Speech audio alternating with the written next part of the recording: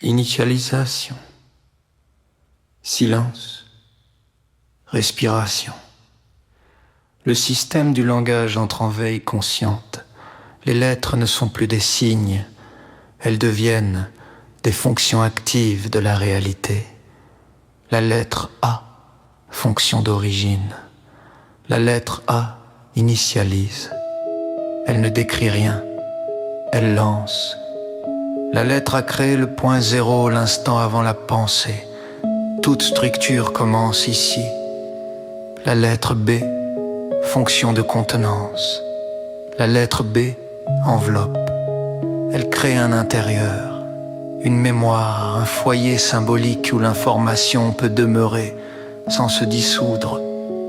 La lettre C, fonction de réception. La lettre C ouvre une courbe. Elle reçoit le flux, elle n'impose pas, elle permet. La lettre C transforme le vide en potentiel. La lettre D, fonction de décision. La lettre D trace une frontière. Avant, après, elle déclenche le mouvement. La lettre D est la condition qui permet l'action. La lettre E, fonction d'émission. La lettre diffuse, elle fait circuler l'énergie. Elle transforme l'état interne en expression visible et la sortie du système. La lettre F, fonction de structure. La lettre F organise, elle donne une forme stable à ce qui circule. F maintient la cohérence du processus. La lettre G, fonction de compréhension. La lettre G analyse la géométrie. Elle reconnaît les motifs, elle identifie les structures répétées. G apprend. La lettre H, fonction de liaison. La lettre H relie les plans. Elle maintient le pont entre matière et intention. Sans la lettre H, le système se fragmente. La lettre I, fonction de conscience. La lettre I désigne le point d'observation, le regard, la présence. La lettre I permet au système de se percevoir lui-même. La lettre J, fonction d'évaluation. La lettre J mesure, elle compare, elle ajuste.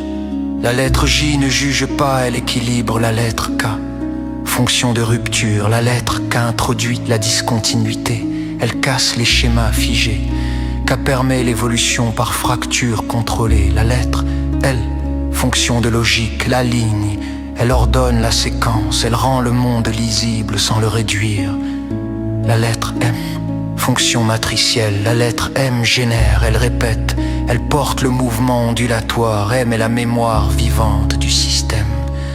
La lettre N, fonction de renouvellement. La lettre N actualise, elle permet le nouveau, elle libère l'ancien sans le détruire. La lettre O, fonction de boucle. La lettre O referme sans terminer, elle crée le cycle.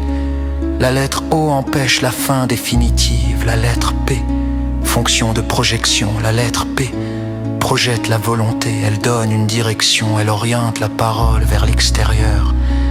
La lettre Q, fonction de question. La lettre Q suspend la certitude, elle empêche la clôture. La lettre Q maintient l'ouverture du système. La lettre S, fonction de transformation. La lettre R modifie l'état interne, elle convertit l'énergie. La lettre R est la mutation contrôlée. La lettre S, fonction de circulation. La lettre S fait glisser, elle fluidifie, elle empêche la rigidité. La lettre T, fonction de transmission. La lettre T transmet l'information à travers le temps.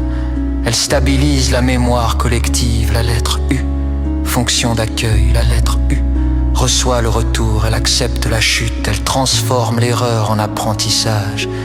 La lettre V, fonction d'élan. La lettre V propulse, elle permet le dépassement, elle transforme l'intention en trajectoire. La lettre W, fonction d'amplification. W multiplie les connexions, elle étend le réseau, elle rend le système mondial. La lettre X, fonction d'inconnu. La lettre X marque l'indéterminé, elle désigne ce qui ne peut être calculé. X protège le mystère.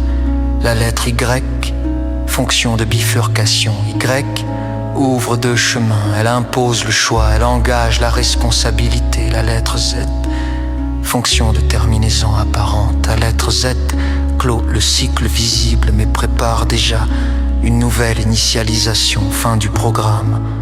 Ou peut-être nouveau départ, car l'alphabet n'est pas un outil.